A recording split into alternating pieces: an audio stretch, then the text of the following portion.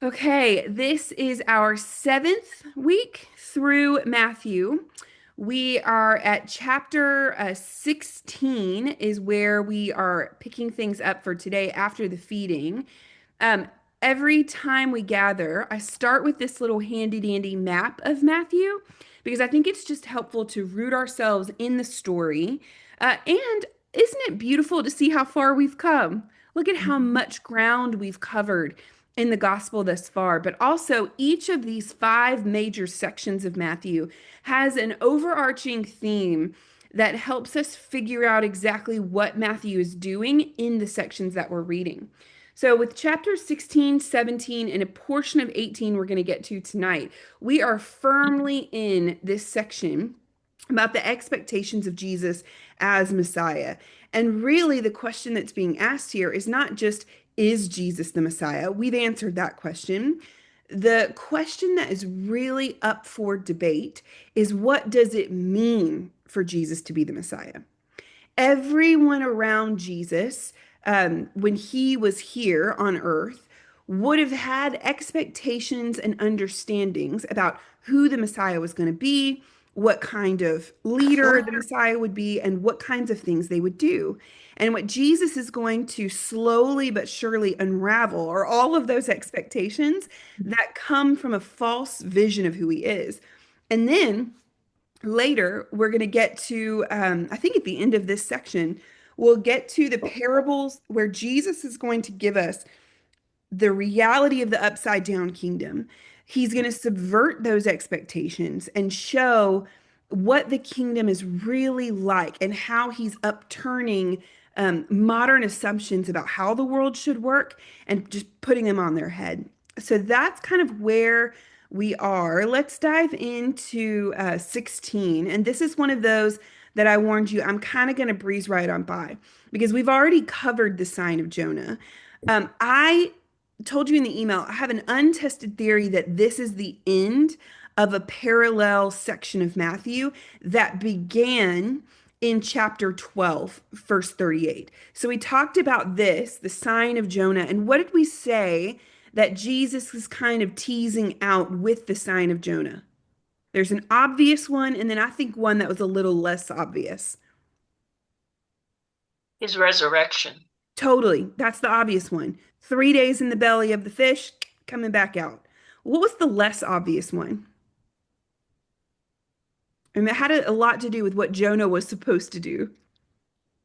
He didn't want to do it. He What ran did he not away. want to do? Mm-hmm. He Set didn't wanna- aside. He didn't want to go be the disciple that he was sent to do. He was not to bring the message because he thought they don't deserve it. And specifically, who were the people who didn't deserve it? Ninevites. The Ninevites, Gentiles, Yes. the enemies of God, essentially.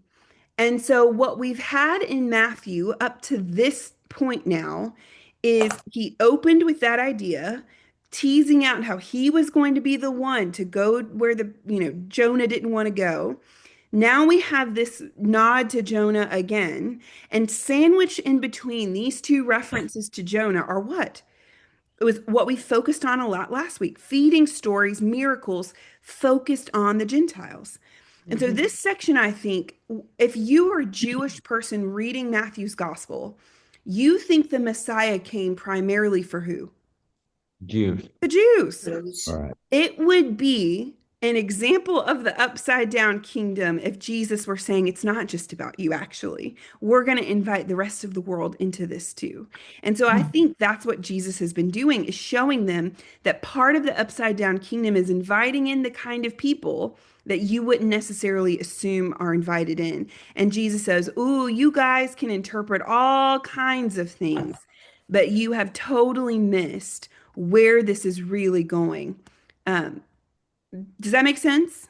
Okay, we're going to keep on going because I think this is one of those texts, the leaven of the Pharisees, that has a lot to say to us today. The disciples reach the other side. They're now on Jewish territory. And I love this. They had forgotten to bring any bread.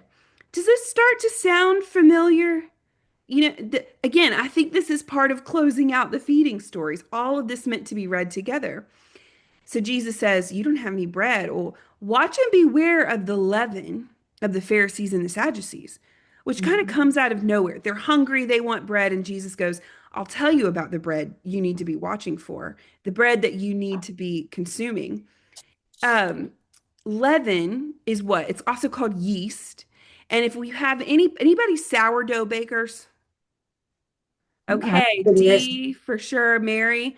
How much yeast do you need in your dough for it to work? A Not little much. bit. Yeah, A absolutely. And little if you bit. don't have any, is it going to work?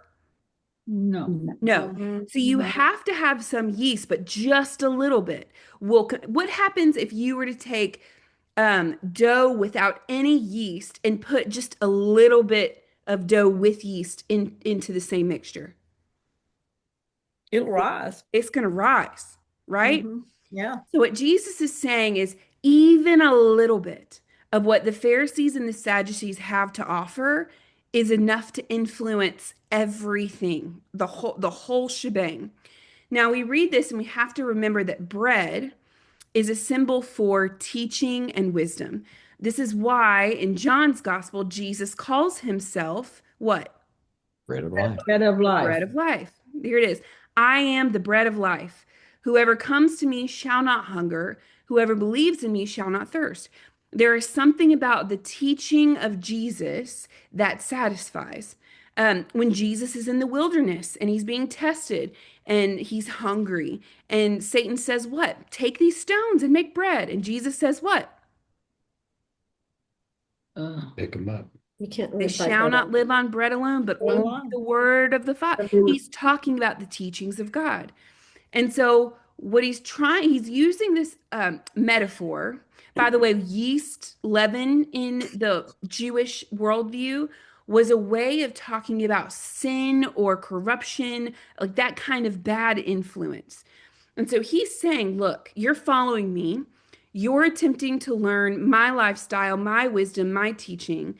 But if you even take a drop of that corrupting influence of the Pharisees and the Sadducees, it's gonna change everything that I'm trying to do. So he says, be careful. Don't eat the bread that they offer, or it's gonna cause it to rise. It's gonna cause you to misunderstand, or it's not gonna lead you in the right way. And just in case, I think that he's probably first and foremost talking about Gentile and Jew. Don't let their Nineveh, Jonah-like mentality keep you from what I'm trying to do in the kingdom. Remember, the loaves are for everybody. Remember the loaves for the 5,000. Remember the loaves for how many you gathered. I need you to understand what you're going to do, the kingdom you're going to carry forward is not just about Jew, it's going to be about everyone. And Jesus knows that if you are just listening to the wisdom of the Pharisees and the Sadducees, if you're listening to their influence, and you're going to miss that. You're going to miss that because the Pharisees and the Sadducees were Jew first, Jew only, Jew only. But I think that this has a greater lesson for us because this is what I talked about in the email. If you think that you can go to church on Sunday, hear a teaching about Jesus, and then never think about your faith again, while at the same time you are consuming all kinds of things that influence you in the world, from what you watch on TV to what you read about to the people around you to just our cultures and all the things, social media, whatever. If you think that just a little bit is going to counteract the leaven of the world, Jesus says, you can't. Even just a little bit will influence who you're becoming and the bread that you're consuming. And I'm not saying, again, that we should be monks or isolate ourselves or, be whatever it's called, where you just totally don't do any kind of form of, I'm not saying that. What I do think is that you should consider very carefully the leaven in your life, what you're allowing to influence you, and do the things that you allow to influence you want you to thrive at the end of the day. And if they don't want you to thrive, then you ought to know what impact they're having on you. Does this make sense? Questions, thoughts, comments here? This is, I think, one of the most important things that we're unpacking tonight. I thought about the word clickbait Mm. when I read that. You know, when Yeah. you're look like on the phone and it's like something, and then all of a sudden you're like, it explodes into looking for more of it and more of it Yeah. and more of it. So, yeah. Yeah, absolutely. Well, for me, I have an issue with too much sports and too much entertainment and like that, and getting away from the word. So I have to sit there and work on that myself. So I Same. don't know if that's considered leaven or whatnot, but it's just something that probably I have to at least moderate somewhat. So Yeah, I definitely think there's nothing wrong with it at its core, but I think we have to be aware of what the influence is. If watching sports is creating in us a heart of like competitive winning or us versus them mentality, or if you're basing your identity off how the Dallas Cowboys do, first, you're probably just going to be sad a lot of the time. Sorry, Bill. But also like that's where I think it becomes leaven, right? If you're just watching it and you can maintain a cool cucumber, it's okay to be passionate about sports. But when sports become your identity and the way that your day is going to go, like setting your mood, then I think we start to get into the leaven. It's something to watch a TV show and go, I don't know if I agree with the message that that's sending, and be aware of it, than to be consuming content that is forming you in ways that you don't understand. And again, I talk about this with TikTok all the time. The when I downloaded TikTok, I was one person. After a year of having it, I was a different one. That's the leaven. And it's little drips over time that slowly change who you're becoming. And you just have to be aware of it. So I said in the email, I told some of y'all before, Brick has been deleting TikTok, but Brick and controlling the leaven that I'm receiving has been a huge part of this year so far for me. I don't know what that looks like for you. I'm not trying to be legalistic. I just think it's something that we always will have to wrestle with. Alex, this is Sandy. I Hey. really like how I think Hannah did the video maybe. Yeah. Her title of it was The Small Thing That Becomes a Big Thing. Yes, exactly. Yeah, that's beautiful. She's so wise. She is. To me, one of the big leavens is sports betting. Mhm. Can't watch anything hardly without sports betting on there. And that gets a hold of a lot of people. Totally. Totally. And Alex, I like what you said at the very end. Jesus doesn't take this lightly. I mean, I didn't see it in that light. Yeah. He doesn't take this lightly. What Yeah. we're putting into our minds and our bodies. Yeah. And I we're like going to what you see that said. even more at the end of this teaching, the end of this section, right? The gouge out your eye, cut off your, we're going to talk about that. Yeah. Mhm. Alex, this is Mary. I am fasting from shopping this month Yes. because of how I see how shopping seems to dominate a lot. So I'm Yeah. resisting that for Lent. I love it. I started doing 2 no buy months out of the year. And yeah, you just start to see how much it creeps up on you. Okay, Yeah. let's keep going because this is one of the cool stories too. Jesus comes to Caesarea Philippi, and many, many, many scholars believe that what Jesus is doing is coming to a very specific place. Now, I am going to put in the chat, if I can get it to appear here up top. Sometimes when I'm sharing my screen, there it goes. It just doesn't want to come up. This is an article from Marty, and he goes into great archaeological contextual detail about what I'm just going to summarize in a few minutes. This is the gate of hell at Caesarea Philippi. It's called the gate of hell because from this little cave, there used to be this gushing spring that would send water out enough to where if you threw something into it, like a person or a goat, that'll make sense in a minute, it would be enough water to carry it downstream. There's also urban legends that say people tried to measure the depths of this spring and they couldn't. It went down for miles and miles and miles. This place, for probably multitude of reasons, but some for that, became a place of Baal worship in the early, Old Testament days.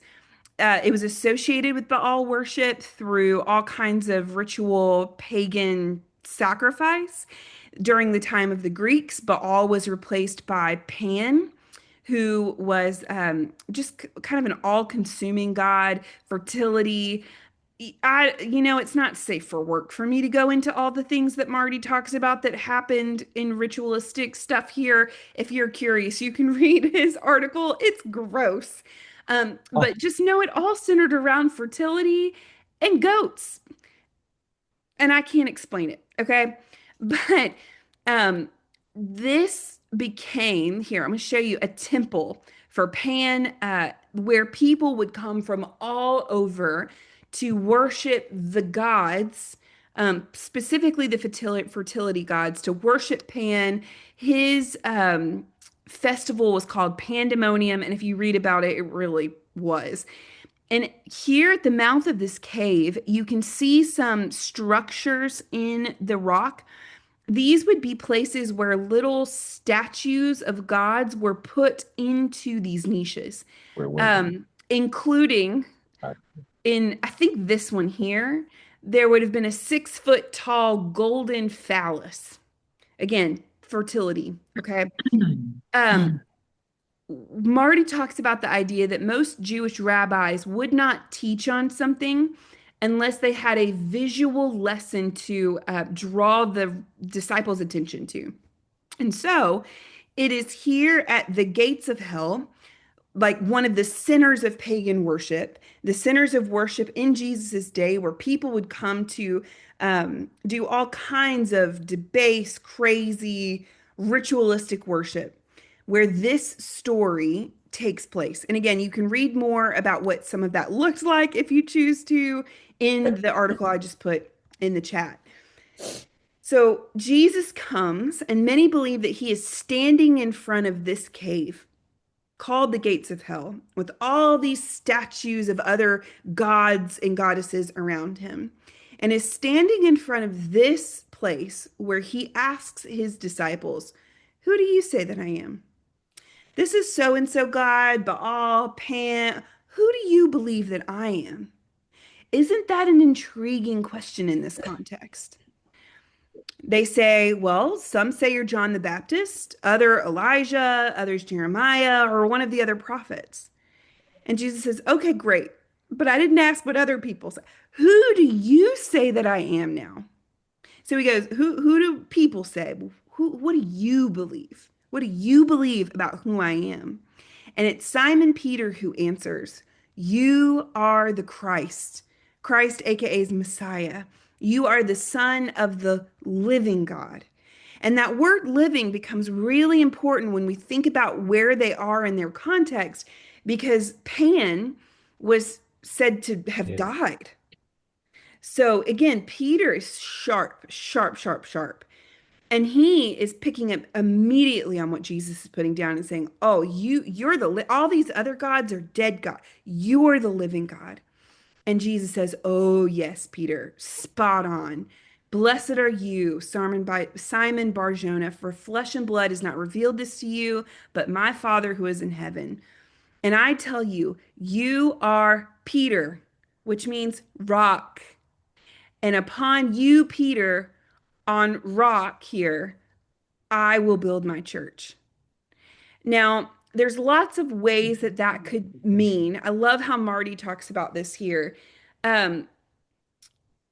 He says the Catholics have argued about, is the rock Peter himself? The church is going to be built upon Peter. I think that's probably somewhat true. Others would say that the rock is the truth of his confession. The church is built upon the rock of Jesus being the Messiah. Also true. But what Marty points out is actually there's a third potential truth to this proclamation, given where it's happening.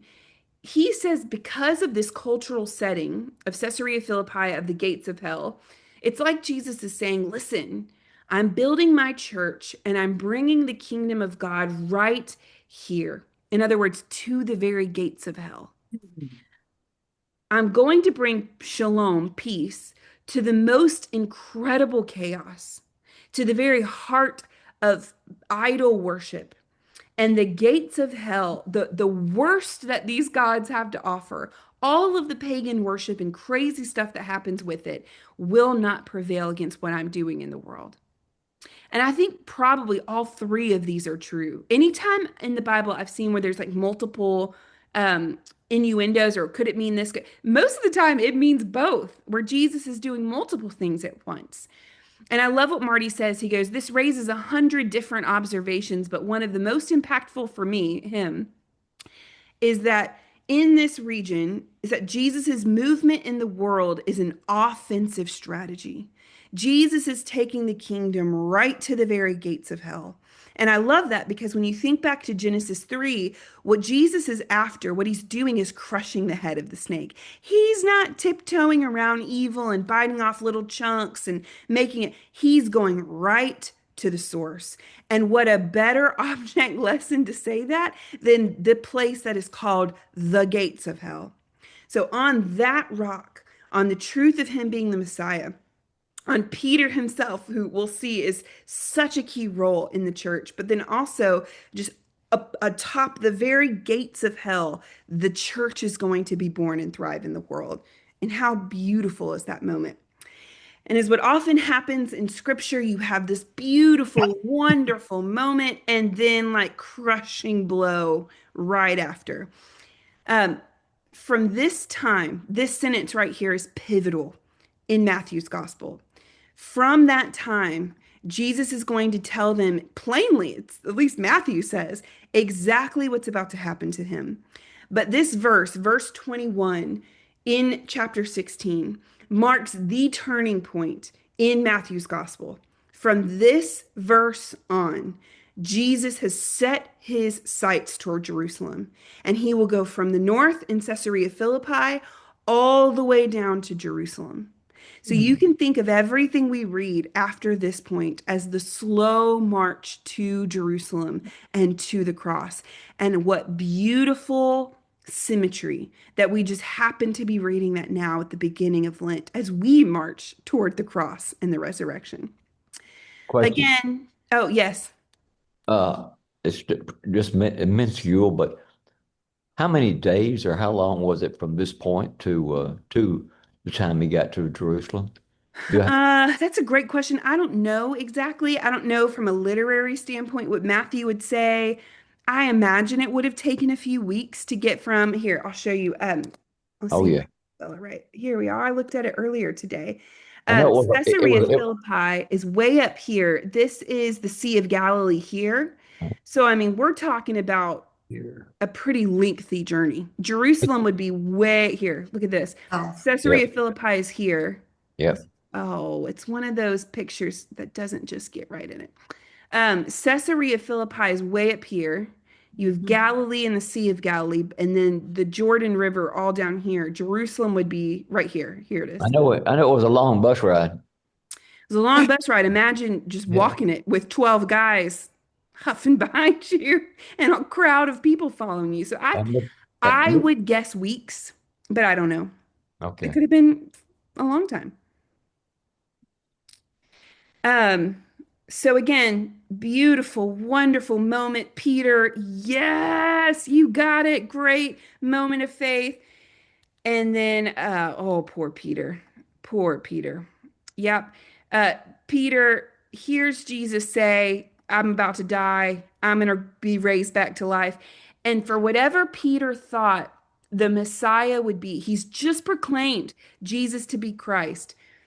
But clearly his expectations and understanding of what that means are not it.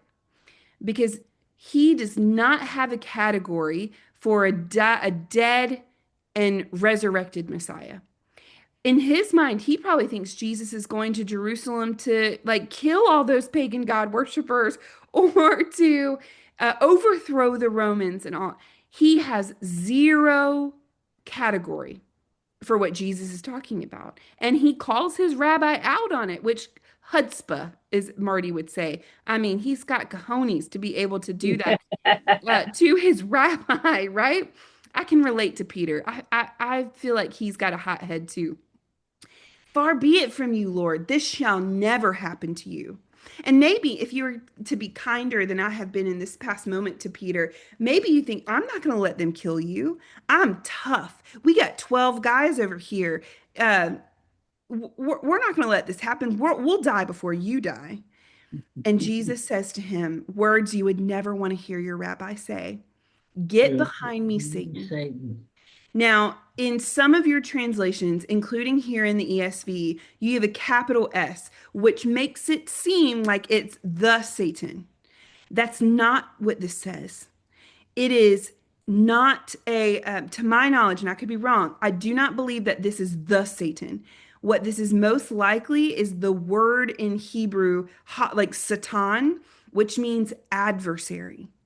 And when he tells Peter, get behind me, he's saying, get back in your rightful place, because a disciple should be behind their rabbi, following in their footsteps, learning to do what they do and think as that rabbi thinks.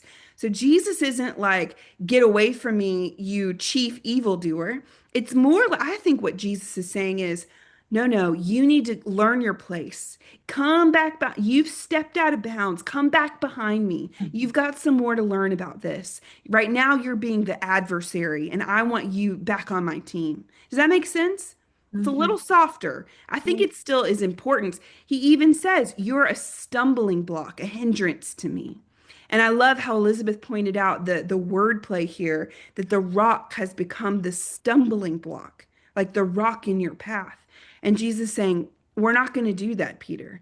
Come back in line. Come back behind me. We got some more to learn. Okay, this is followed by a beautiful section, which we have seen multiple times, to the point where I get lost in how many times we've talked about taking up your cross and following Jesus. But I think this is by design, because there are times where we have expectations about Jesus and we're like, no, Jesus wouldn't think like that. Jesus wouldn't do that.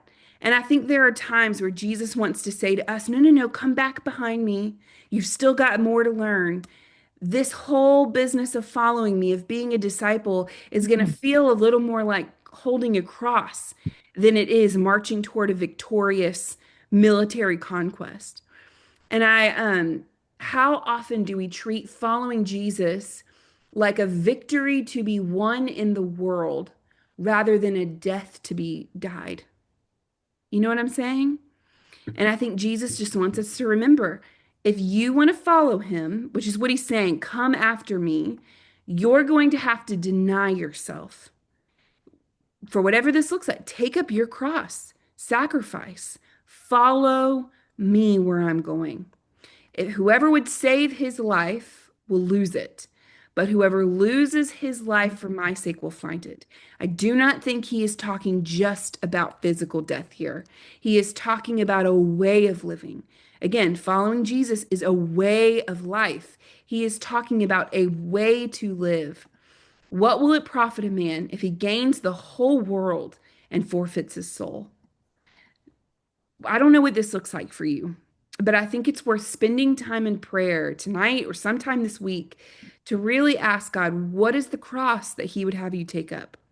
Where are you standing in front of Jesus, telling him who to be and what he needs to think and what he needs to do, instead of coming behind him and trying to see the world through his lens and his perspective? By the way, he says, truly I say to you, there are some standing here who will not taste death until they see the Son of Man coming in his kingdom. I think that he's talking about the crucifixion and resurrection. That is what we call the inauguration of Jesus into his kingship. Jesus, in the same way a president takes the office, the crucifixion and resurrection is Jesus coming into his throne. So I think that's what it's talking about here. Okay, can we talk about the transfiguration? How we doing? Mhm. Questions, Good. thoughts before we move on? Great. Rick, did you have something? Well, I was just going to say I liked how Elizabeth brought out what N.T. Wright said, that, Mhm. you know, God thinks differently and sees everything inside out, or perhaps we should say God sees everything the right way around, Yeah. and we see everything inside Yes. out. That really hit home for me because I'm thinking, oh, yeah, and I see why he said to Peter, get behind me. So, Yeah. Yeah, absolutely. Hey, This right here, this story of the Transfiguration is an absolutely beautiful display of literary design. I mean, this is a story about how the Bible works and how it's meant to be read. I think I have a picture here. Yes.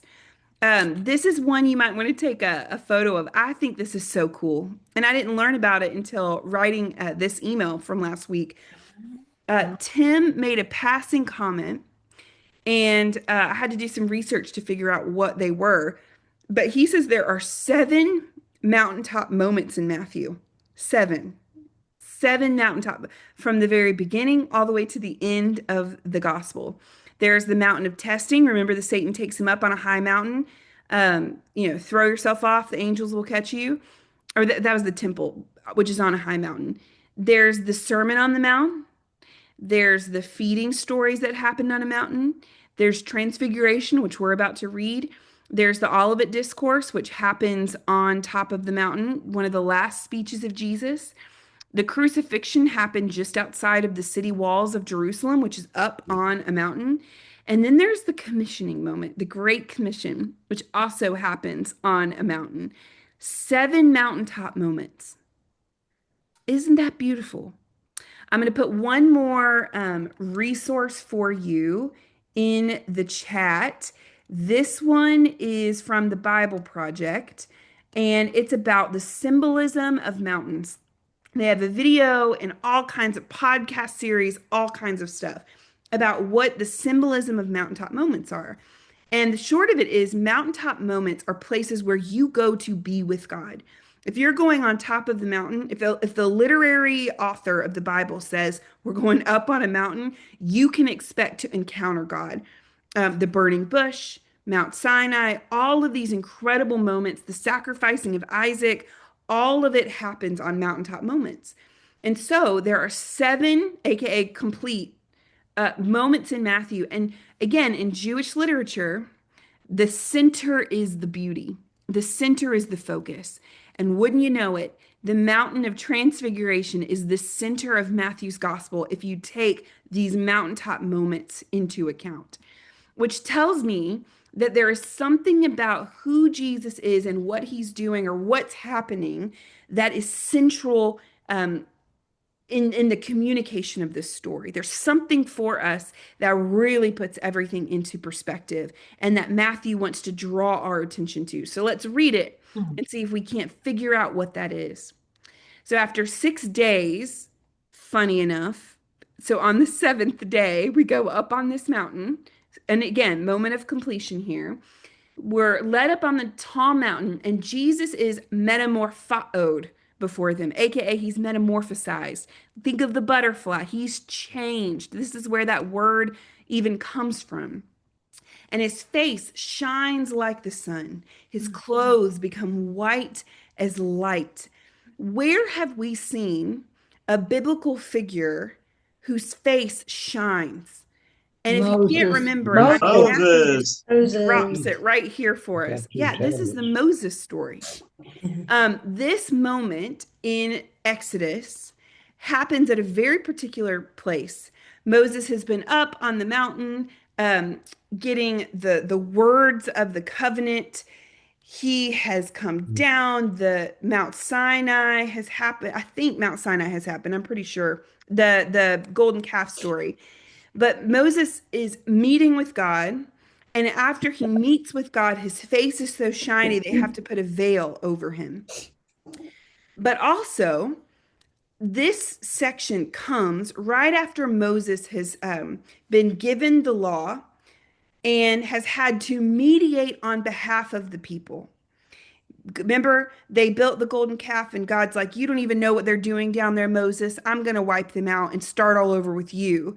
And I think he's being playful there, but either way you read it, Moses intercedes on the people's behalf and says, no, no, no, remember your covenant promise. Remember what you've said you will do. And God relents, and then all of this takes place. Okay, so let's go back to the transfiguration story. Is it possible that Matthew wants us to see Jesus with his face shining like the sun? God is present with him. He has met with God. And he is not just going to be the mediator like Moses is the mediator. Jesus is the even greater Moses. He's already given us a greater law in sense of giving us the true heart and soul of the law. But now Jesus is going toward Jerusalem to be that mediator even more so than Moses was. He's going to stand in the gap between us and God and die for all of us in a way that brings back that reconciliation toward God. I think that's one of the things that Matthew wants us to see here.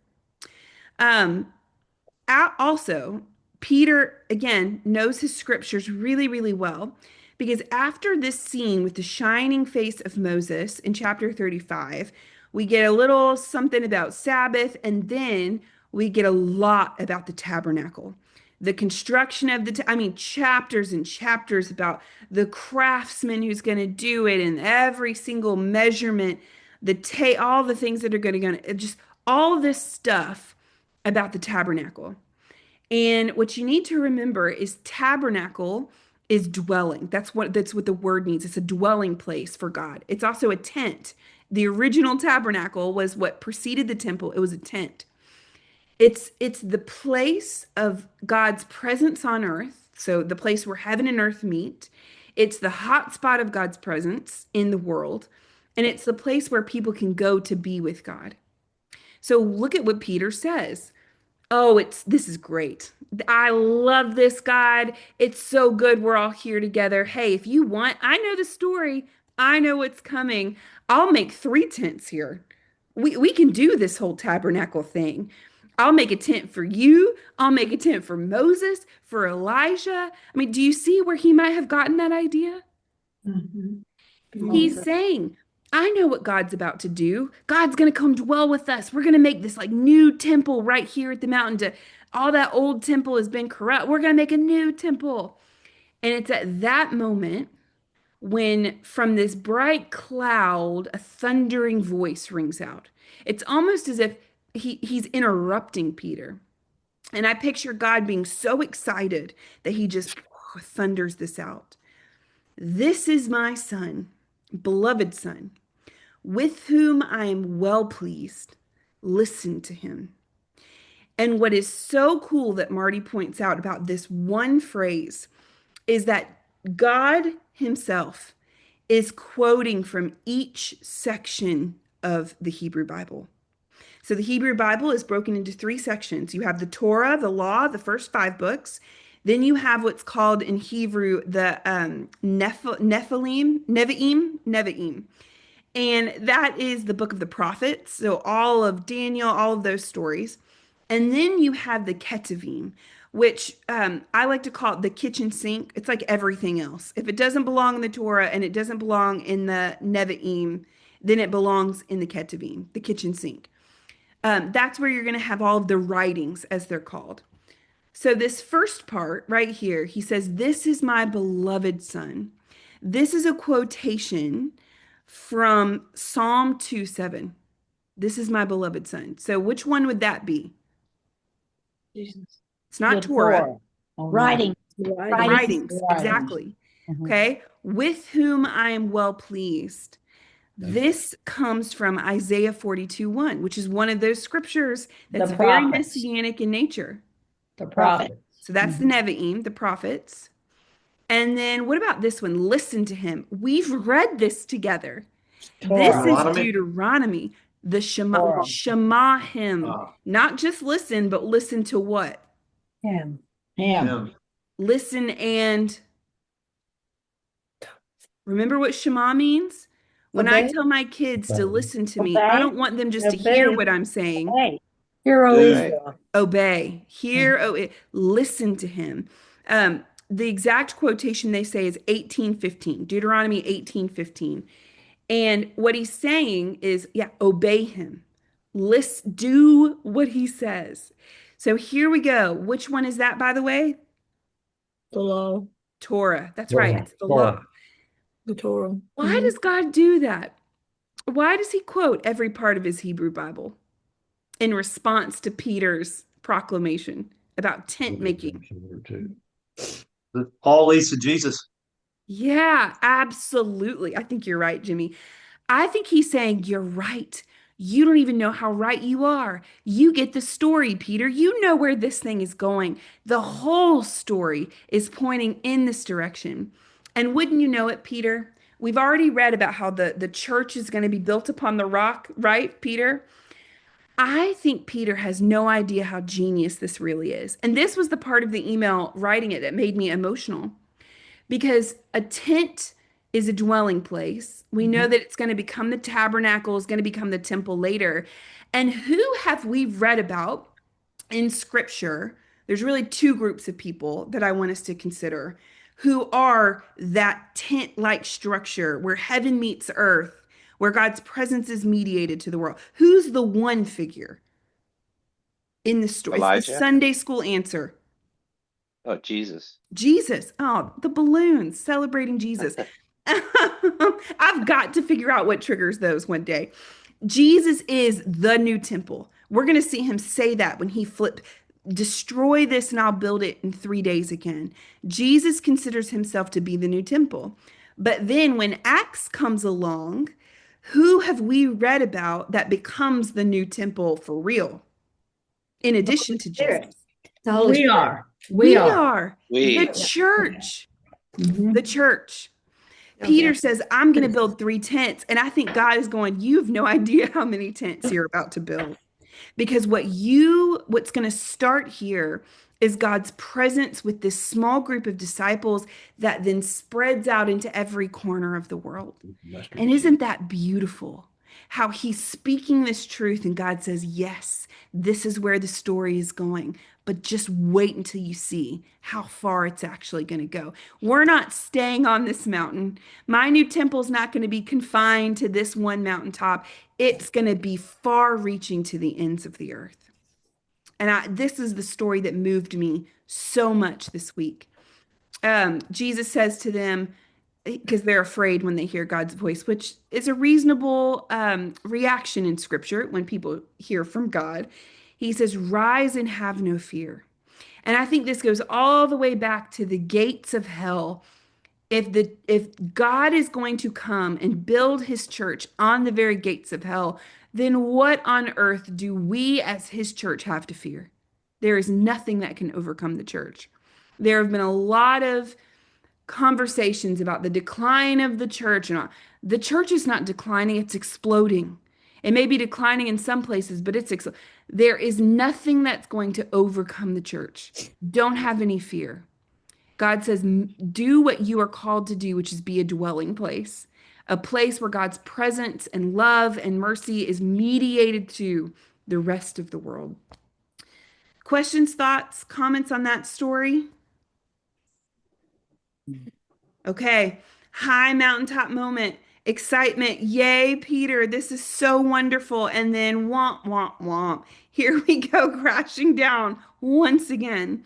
I don't have a lot to say about this story. I think it's pretty cryptic. I struggle with this one.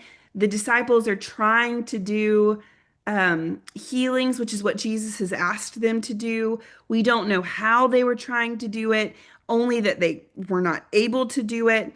And we're not really told why, other than it has something to do with their faith. And N.T. Wright is really, really helpful for me. He makes the case that perhaps the disciples are trying to do this out of some ritualistic formula, or they think that it's their power that's doing it. And he just says, look, the smallest prayer to the one true God will produce great things. In other words, it's not the amount of faith you have. He says the most elaborate devotions to a God of your own making, or indeed someone else's, will be useless or worse. And so, what is it about their faith? It's not that they don't have enough faith. I don't think they're putting their faith in the right thing. Does this make sense? Or they're putting their faith in themselves, or they're turning God into a formula, or it's a little bit of a mystery to me. But that quote from N.T. Wright really, really helps. So this is one that we're gonna breeze on, but we have 8 minutes. Let's see. Jesus once again tells them what's going on. They're freaking out about it. This is one of those I'm going to breeze by. Taxes were really high. They were unlawful taxes from Herod. Jews were not supposed to tax other Jews. And Jesus just picks his battles. One of you needs to be a genius and help me understand the rabbinic connection to this. There has to be one. I mean, the fact that he gets it, he tells his guys, you're going to be a fisher of men, aka come follow me, the rabbi. You're going to be rabbis one day. And he's telling him to go get a coin from a fish's mouth. I don't know the significance of that, but there has to be something with the whole idea of rabbinic tradition. Anyway, let's touch down here in 18. This is the start of the next discourse. The parables about the kingdom. So we're now here, the upside down parables on the kingdom of Jesus. But here's where this starts. At the time the disciples came to Jesus and they want to know who is the greatest, which have human nature hasn't changed in the slightest. All of us wrestle with this question. We just did the Olympics, right? Who watched the Winter Olympics? Yes. Yeah. What are they all trying to do? Be Be the greatest. Be the greatest. And isn't it interesting? You have some success stories like the hockey team, and they're winning in great fashion, and they're hailed as heroes. They're the greatest. And then you have the figure skater, Elia, who was touted as the greatest, and yet he fell. And then what was the conversation around him? And there's something to that. Who is it that we tend to lift up as the greatest? I hear Muhammad Ali. What is it, Mary? Muhammad Ali. Yeah, a lot of sports figures. Celebrities, champions. Celebrities, champions, sports figures. Jerry Jones. Did you say, Bill? He shouldn't have. Yeah, I can't believe you said that. Jerry say Jones. Jerry Jones? Was that Judas? It's like 30 Jones? years since our last championship. But see, like we get wrapped up in this same exact debate. Which team is the greatest? Which player is the GOAT? Is it LeBron? Is it Kobe? Is it MJ? Like, who is the greatest? And I just wonder where we'd see it a lot in sports. I think that's the easiest analogy. But like, what's underneath all of that? Why does someone want to be the greatest? And now I'm crowdsourcing because I get to preach on this passage in 2 weeks. So like, what do you think? What is underneath our striving for greatness? Pride. Hubris. Pride. Pride? Hubris. Yeah, Yeah, hubris, ego. pride, Ego. ego. Attention seeking. Alex, Attention I really seeking? like in the Chosen when they talk about this scene, and James and John are debating, and their mother sort of prompts them to go to Jesus and ask, because that's, as a parent, that's such a natural thing to have your identity in your children and want them to be successful. I thought that was really a clever way to play out that scene. Oh, absolutely. Absolutely. I have come to, as I've thought about this passage over the last few weeks, I've come to think the reason that we strive for greatness in all the ways that we strive for greatness is out of a deep desire to be loved and seen and known. To be the greatest is to stand above all the others and see all eyes looking at you. And there's that great Kurt Thompson quote, "We're all born looking for someone who's looking back at us." I just tend to think that all of our striving to be great comes back to that desire for meaning and purpose and to be loved. Well, especially if we're thinking that's who God is He's Yes. love. Yeah, What are we seeking? That perfect love. that's right. Yeah, Alex, didn't you give that example of your oldest daughter? Mm-hmm. Yeah. Yeah, already starting to strive toward being, she wants to be the best on the volleyball team. Mom, am I the best overhand server? Maybe. I don't know. I'm not even looking at that. But I don't think she truly wants to. I think she wants me to see her, right? She wants to know that she used to do this when she was in like the day school, and I would volunteer in her classroom on Sunday morning when she was 3 and 4 years old, where if I'm sitting in the room and all these other kids are around me, no other kid could sit on my lap, or she would like push them out of the way or cry, you love the other kid more than me. This is it. We want to be great because we want to be loved. And I just think that why Jesus pulls this child to himself and uses this child as an object lesson is because what are children? Innocent. Utterly loved by their parents Yeah. and completely dependent upon their parents. You talked about pride and hubris. Our striving for greatness is like trying to do it ourselves, when really what God wants for us is surrender, total dependence upon Him. And the way that you do that is to remember what a child knows is a child's not going to eat unless their parent feeds them, especially young babies. You are wholly dependent upon a good, loving parent. And I think Jesus wants us to see that we have the ultimate good, loving Father who cares for our needs, who couldn't possibly love us more. And so what we need to do if we want to be great in the kingdom truly is humble ourselves to that of a child and be wholly dependent upon God instead of trying to figure out all the ways where we can do it ourselves, to make meaning for ourselves, to define ourselves the way that the world defines greatness. Does this make sense? Yes. Yes. But in our greatness, sometimes don't we create them like false idols? Totally. Yeah. Totally. We worship them. I mean, I think that that is a piece that we don't often talk about. Is We we're worship creating. them and we ask to be worshiped, actually. When we strive to be great, it's like we're trying to take a little bit of that worship. Yes, Yeah. and that's This will the wrong probably kingdom. this will probably make much more sense when I preach on it and have had way more time to process through it. So 15th, I'll see you in Cornerstone. Jesus gives this pretty intense On the warning. 15th. This is a millstone from Capernaum. They were known for producing this. It's a grain buster. He says, whoever receives one such child in my name receives me. But whoever causes one of these little ones who believe in me to sin, well, it would be better for them to have one of these fastened around his neck and drown in the sea. There's a lot of debate about what Jesus means, who Jesus means when he says little ones. Is he talking about who causes a child to stumble? Or does little one, is it a playful way he's talking about his disciples? Other parts of the gospel, it seems like it could be.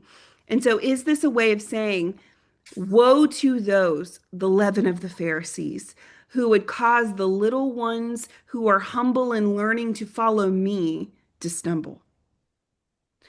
I think that's possible for sure. In fact, that's what I lean toward. Again, the leaven of the Pharisees. It's 8 o'clock, so Elizabeth did such a good job in the email of talking about these three parables that end our section, but I want to highlight something in particular, which is what she highlighted. Look at the structure here. We have temptations to sin, which talks about us. And to our point earlier, Dee, what we were talking about, God takes this pretty seriously. Now, before you go gouging out any eyes or cutting off any appendages, he means this to be hyperbolic. And if you don't know what hyperbole means, go to a football game and listen to people cheer on, destroy whoever they're playing. Right. I'm so hungry I could eat a horse.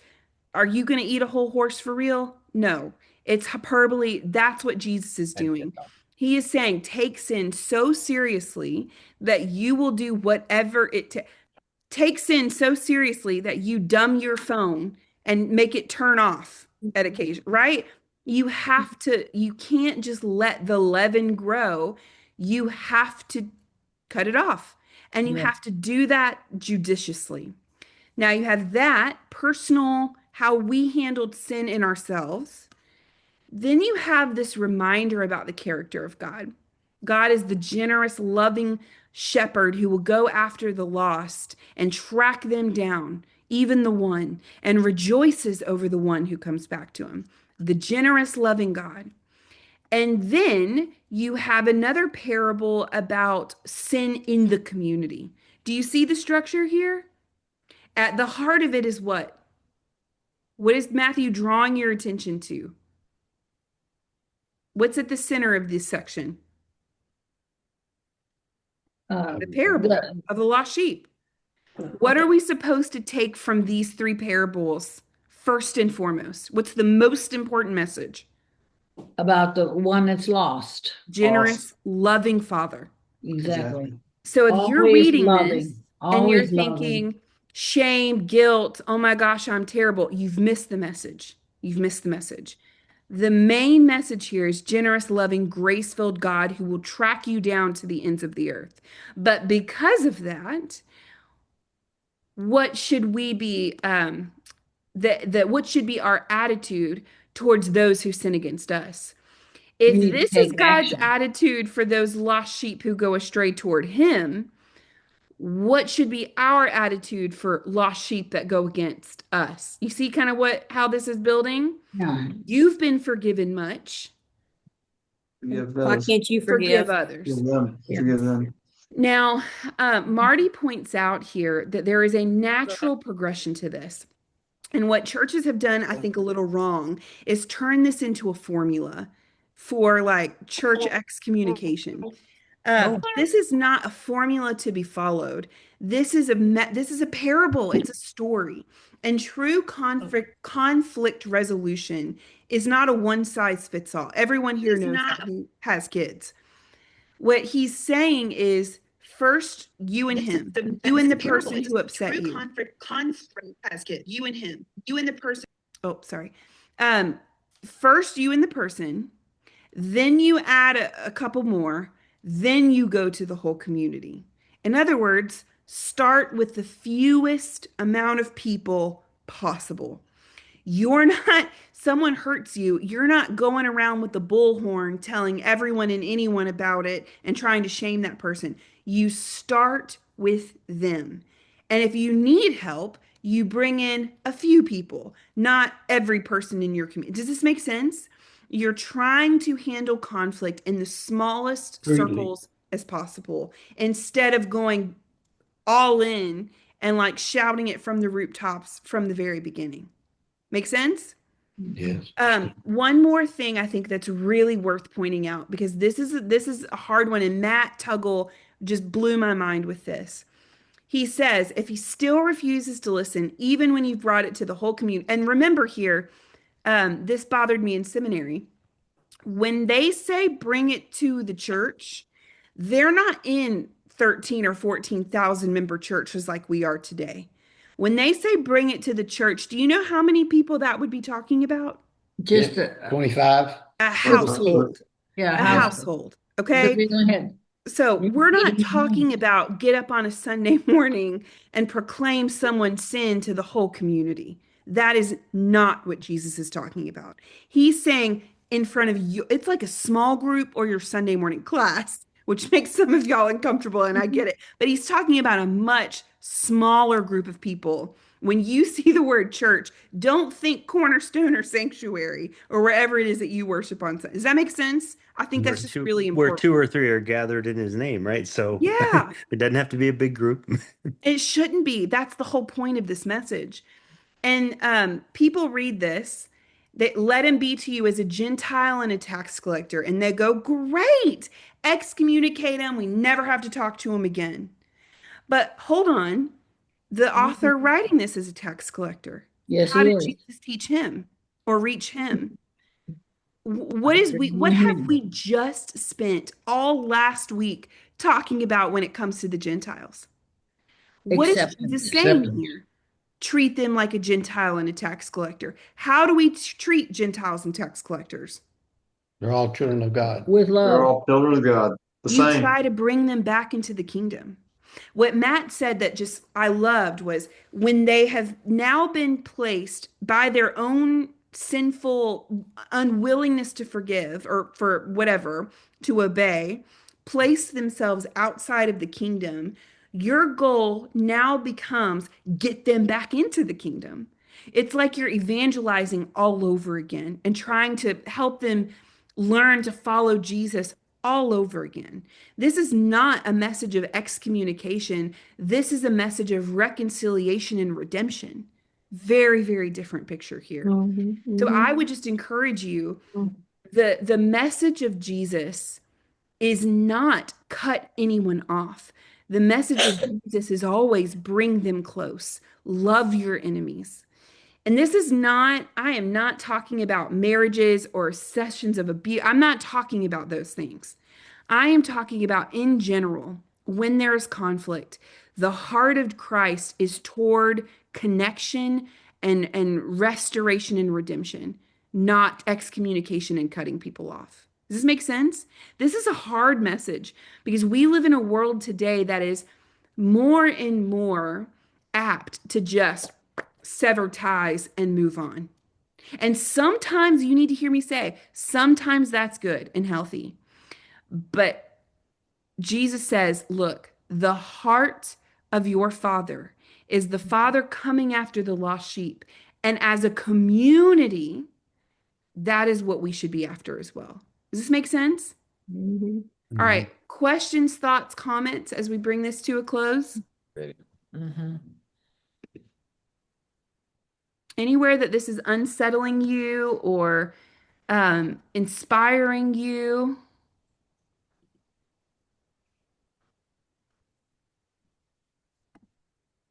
Okay. Upsetting you?